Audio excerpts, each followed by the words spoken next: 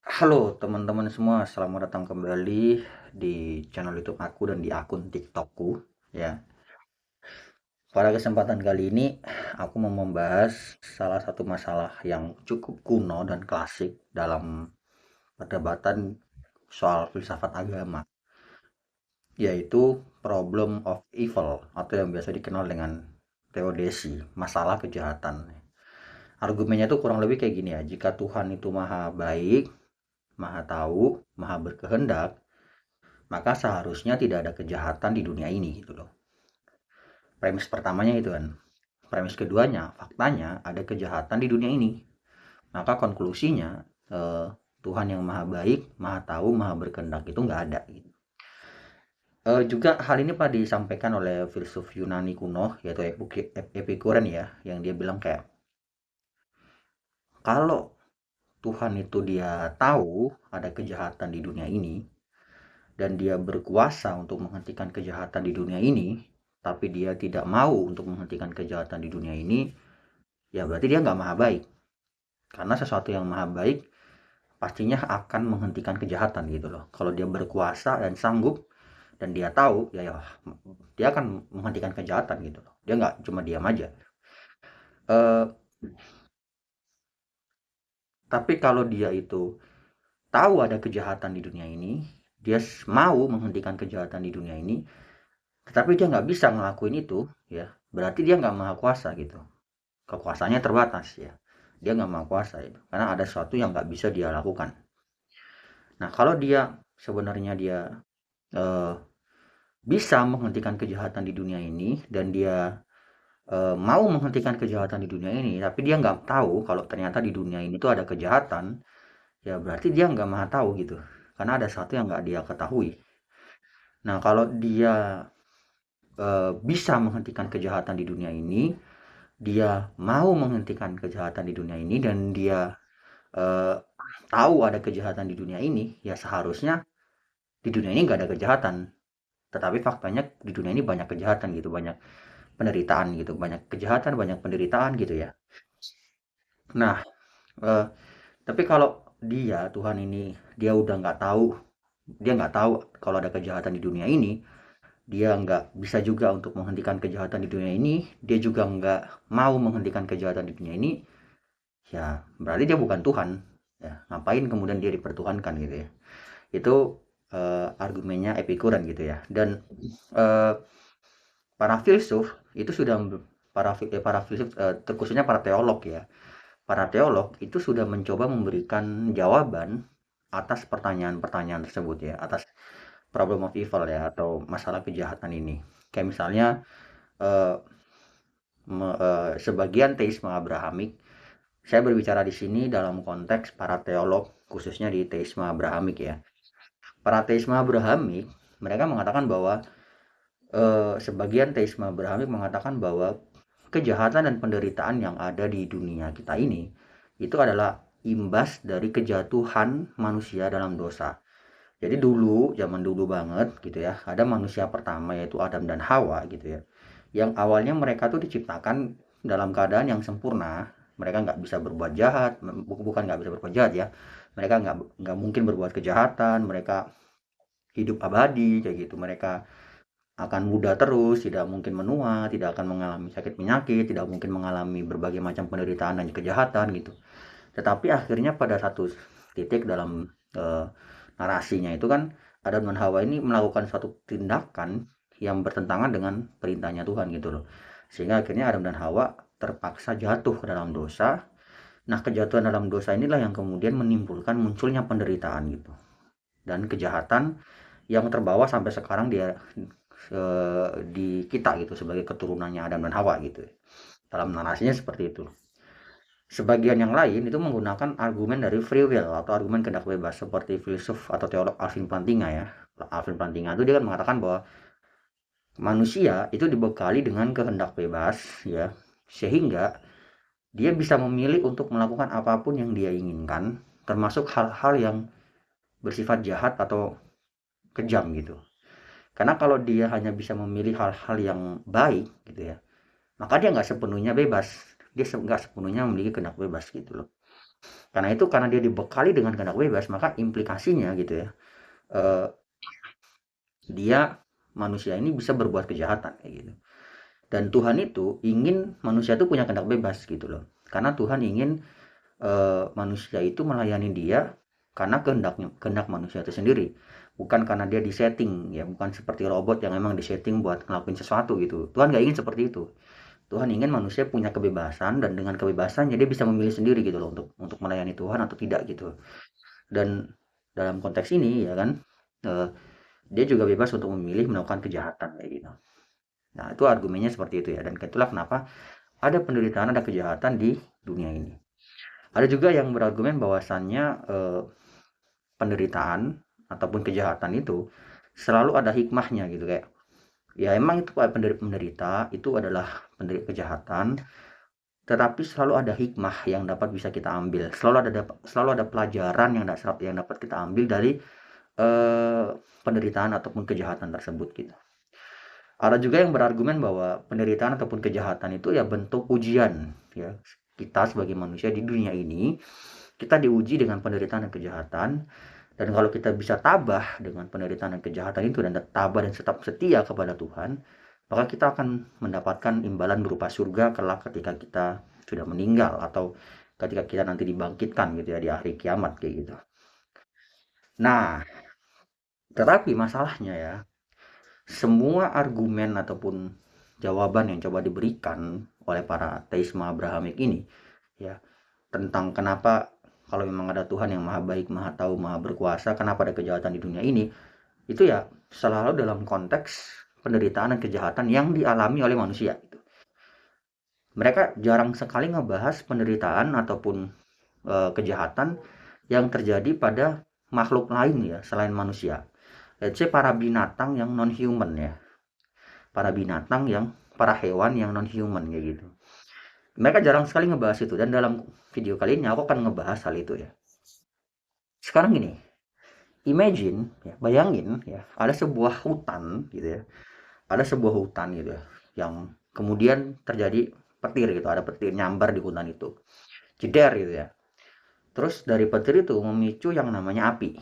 Yang api itu akhirnya secara pelan-pelan merambat eh, dan akhirnya membakar hutan tersebut. Nah, di tengah kebakaran hutan itu, bayangkan ada seekor anak rusa yang dia itu udah nggak sanggup untuk melarikan diri. Dia tuh udah nggak sanggup untuk menyelamatkan diri dari hutan tersebut.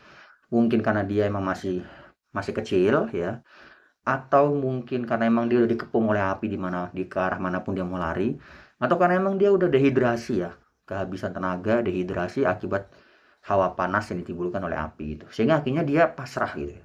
Dan si anak rusa ini akhirnya mati gitu. Tapi bukan dengan cara yang instan, tapi dengan cara yang sangat perlahan-lahan dan menyakitkan gitu. Di mana si anak rusa ini dia harus mengalami yang namanya hawa panas dari api dulu gitu ya.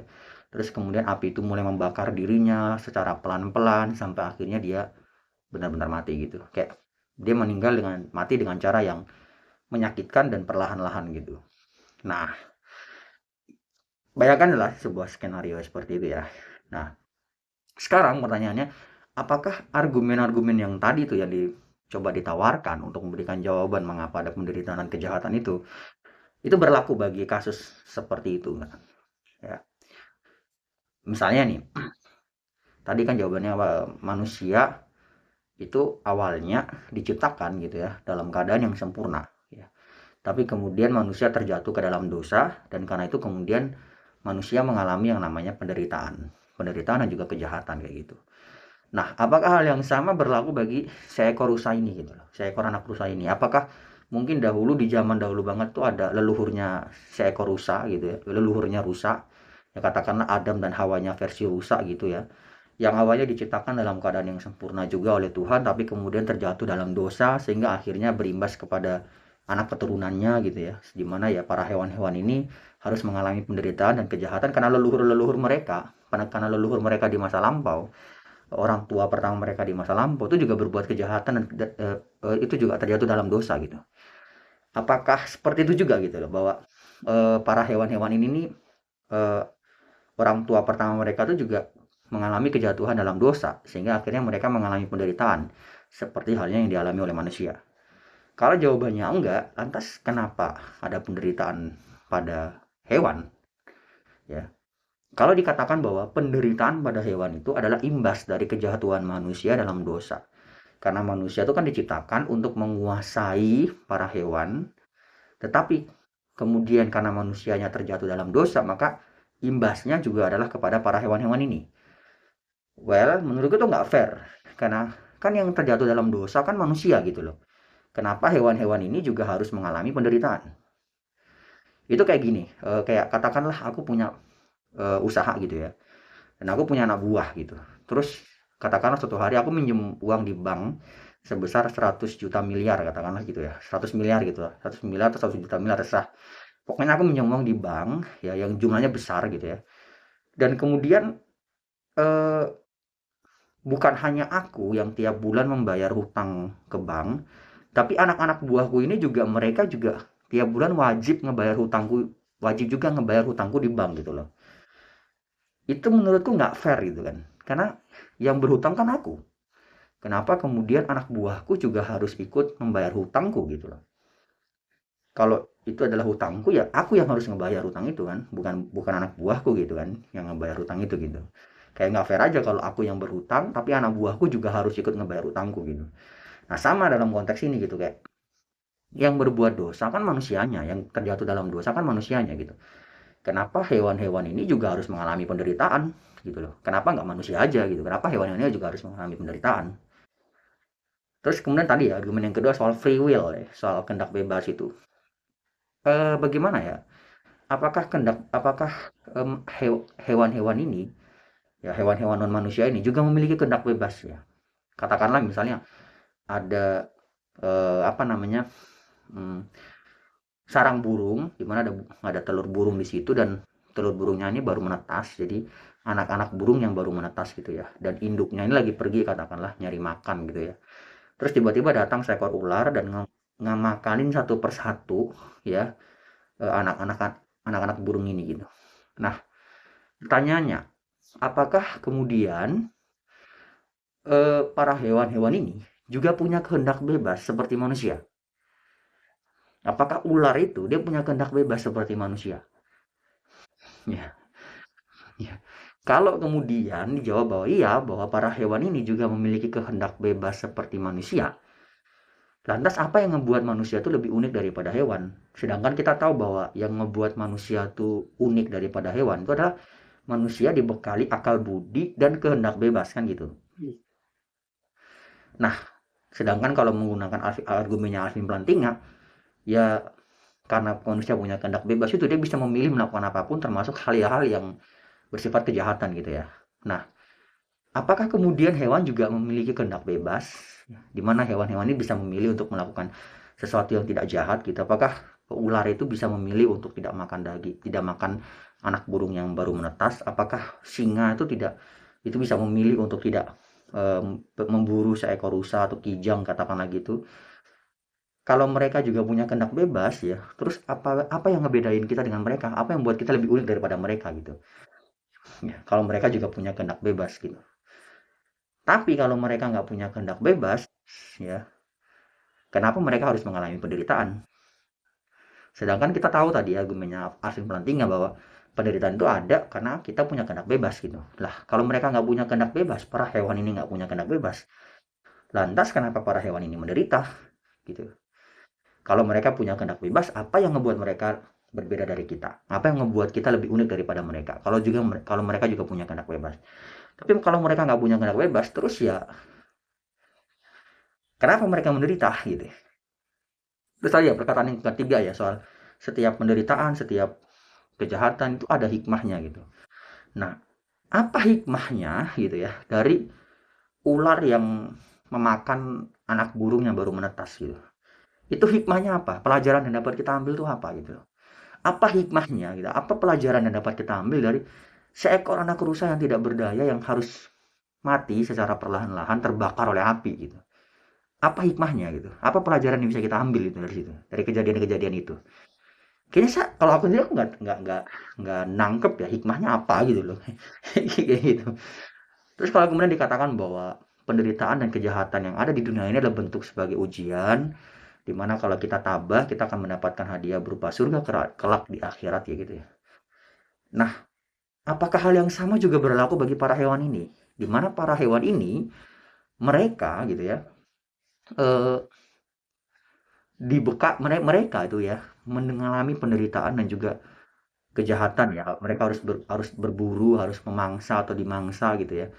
Apakah mereka melakukan semua apakah semua itu juga kelak ya akan menghantarkan mereka mendapatkan reward di surga gitu, kayak misalnya tadi ya, anakan burung yang dimakan ular, apakah anakan burung itu akan masuk ke dalam surga juga gitu? Atau seekor seekor rusa, anak rusa yang terjebak di hutan terbakar api itu, apakah dia juga akan masuk ke dalam surga gitu ya? Kalau memang betul bahwa ya mereka juga akan masuk ke dalam surga gitu, hewan-hewan itu akan juga ditimbang amal kebaikannya gitu ya, layaknya manusia kelak di akhir zaman ya, di hari akhir gitu, di hari kiamat, di mana ya eh, hewan-hewan ini akan dikumpulkan, dibangkitkan kembali, terus kemudian ditimbang amal baiknya, amal buruknya, terus diputuskan masuk surga, masuk neraka gitu ya. Kalau emang betul seperti itu, mana teks keagamaan Abrahamik yang mendukung hal tersebut? Ya, karena setahu aku nggak ada dalam teks-teks Abrahamik soal hewan yang kelak juga akan diperhitungkan amal kebaikannya dan kemudian diputuskan masuk ke dalam surga atau neraka. Itu aku nggak tahu. Aku nggak nemu satupun teks keagamaan Abrahamik, Yahudi, Kristen, atau Islam yang ngomong seperti itu. Jadi kalau emang betulan ada ya skenario semacam itu bahwa hewan-hewan ini juga akan dapat reward berupa surga, mana teks keagamaannya, mana teks Abrahamiknya, mana teks keagamaan Abrahamik yang mendukung hal itu? Kalau nggak ada ya berarti nggak ada. Nah, kalau kemudian ya hewan-hewan ini yang mengalami penderitaan ini mereka nggak dapat reward apapun kelak di akhirat, berarti berarti mereka mati sia-sia dong. Karena gitu, mereka kayak mati sia-sia gitu ya. Jadi ya argumen yang keempat tadi yang soal eh, manusia dapat ujian karena manusia mengalami penderitaan dan kejahatan untuk diuji gitu ya, keimanannya itu nggak berlaku bagi hewan juga dong, karena emang hewan punya keimanan. Itu emang hewan punya keimanan, emang hewan juga diuji gitu agar kelak bisa ditentukan masuk ke dalam surga atau neraka gitu. Saya pikir enggak ya. Nah, mungkin teman-teman bisa mengajukan beberapa keberatan ya terkait argumen animal suffering ini ya, dimana teman-teman mungkin mengatakan bahwa well, penderitaan yang dialami oleh hewan itu tujuannya adalah untuk menumbuhkan moralitas, keimanan, dan ketakwaan kita sebagai manusia gitu. Jadi ketika kita melihat ada hewan yang menderita, kita tergerak secara moral untuk membantu mereka gitu. Well, kenapa dalam rangka meningkatkan moralitas, keimanan, dan ketakwaan manusia, hewan harus menderita? Kenapa hewan harus dikorbankan ya, demi bisa menumbuhkan, mendewasakan moralitas, keimanan, dan ketakwaan manusia? Itu kayak orang yang sengaja dimiskinkan, sengaja dibuat miskin semiskin-miskinnya agar kita kemudian orang-orang yang berpunya itu bisa eh, dapat kesempatan untuk berbuat kebaikan gitu loh. Pertanyaan dari awal ya, ngapain orang itu dimiskinkan gitu loh? Ngapain orang itu dimiskinkan semiskin-miskinnya gitu? Nah, sama dengan hal ini gitu. Kenapa hewan harus dibuat menderita dan sengsara hanya agar kita bisa berbuat kebaikan pada mereka gitu loh? Kayak aku nggak dapat ya logikanya. Terus mungkin teman-teman akan mengatakan bahwa uh, well, actually hewan-hewan itu memang hewan-hewan itu nggak mengalami penderitaan ya. Mereka memang merasakan sakit, tapi mereka nggak aware, nggak menyadari bahwa mereka tuh merasakan sakit. Jadi kayak ya mereka hanya merasakan sakit aja, tapi mereka nggak menyadari bahwa mereka merasakan rasa sakit itu. Bagiku argumen ini juga argumen yang terkesan psikopatik gitu, karena dia kayak memberi justifikasi pada kita untuk menganiaya hewan gitu. Kayak aku boleh aja dong, kayak misalnya ada kucing gitu atau anjing gitu, aku aniaya, aku pukuli habis-habisan, terus aku cemplungin dalam air, aku tenggelamkan dalam air, aku angkat lagi, aku tenggelamkan dalam air, aku angkat lagi, terus sambil aku videoin, terus aku upload di media sosial, terus kalau ada yang protes aku bilang, well, santai aja, mereka kan hewan, mereka tuh hanya mengalami rasa sakit, tapi mereka nggak menyadari bahwa mereka mengalami rasa sakit kayak gitu. Kayak kayak cara berpikir seperti itu tuh nggak bisa aku terima ya, sebagai pribadi aku nggak bisa terima cara berpikir seperti itu. Aku nggak bisa, aku nggak menerima cara berpikir seperti itu. Mungkin teman-teman juga mengatakan bahwa ya mau bagaimana lagi, itu sudah bagian dari siklus alam ya. Jadi penderitaan yang ada di dunia hewan ya, itu sudah bagian dari siklus alam kayak gitu, kayak ya apa namanya, bagian dari ekosistem kayak gitu. Nah, justru itu menimbulkan pertanyaan lagi itu, kayak kenapa Tuhan ya harus menciptakan sebuah dunia, kenapa Tuhan menciptakan sebuah dunia di mana dalam dunia itu kita, para makhluk hidupnya termasuk hewan, dalam rangka untuk bertahan hidup, mereka harus mengambil kehidupan makhluk lain atau hewan lain. Kenapa? Kenapa Tuhan nggak menciptakan aja sebuah dunia di mana kita bisa bertahan hidup tanpa harus mengambil kehidupan makhluk lain? Misalnya dalam teisme Abrahamik ada konsep soal para malaikat tuh. Dan para malaikat tuh kan mereka bisa hidup tuh tanpa harus mengambil kehidupan makhluk lain. Nah, kenapa kita nggak diciptakan seperti itu juga gitu? Kayak kita bisa hidup, para hewan-hewan itu juga bisa hidup tanpa harus mengambil kehidupan makhluk lain gitu loh. Itu kalau ke teman-teman mengatakan bahwa itu bagian dari ekosistem dan sebagainya ya. Ya, kenapa Tuhan menciptakan ekosistem seperti itu? Sebuah ekosistem di mana kita dalam rangka untuk bertahan hidup, kita harus mengambil kehidupan makhluk lain. Para hewan-hewan itu dalam rangka untuk bertahan hidup, mereka harus memburu, membunuh, memangsa hewan lain. Kenapa gitu loh? Dah, ya itulah ya. Dan sebagai agnostik ya, kalau aku ditanya ya, kenapa ada penderitaan di dunia ini, aku nggak tahu. Ya, kenapa hewan mengalami penderitaan, aku juga nggak tahu gitu. Tapi aku melihat di sisi sini, naturalisme itu justru lebih sederhana gitu ya, dengan tanpa harus mengasumsikan adanya hal yang supranatural, mereka bisa mengatakan bahwa ya udah, penderitaan dan kejahatan itu emang bagian dari alam kita gitu aja, selesai. Tanpa harus mengasumsikan adanya kejatuhan manusia dari dosa, tanpa harus mengasumsikan adanya kehendak bebas, tanpa harus mengasumsikan adanya ujian dan cobaan, akhirat neraka apa segala macam gitu ya, nggak perlu, ya itu bagian dari siklus alam gitu aja, itu bagian dari alam gitu, kayak ya udah. Dimana naturalisme kayak lebih lebih masuk, ya apa ya, lebih masuk akal di sisiku daripada teisme gitu loh. Ya meskipun aku sendiri seorang agnostik, tapi aku kayak dalam konteks penderitaan hewan ini, aku lebih kayak naturalisme memberikan penjelasan yang lebih baik deh daripada teisme gitu. Sekian videonya teman-teman, terima kasih, sampai jumpa kembali.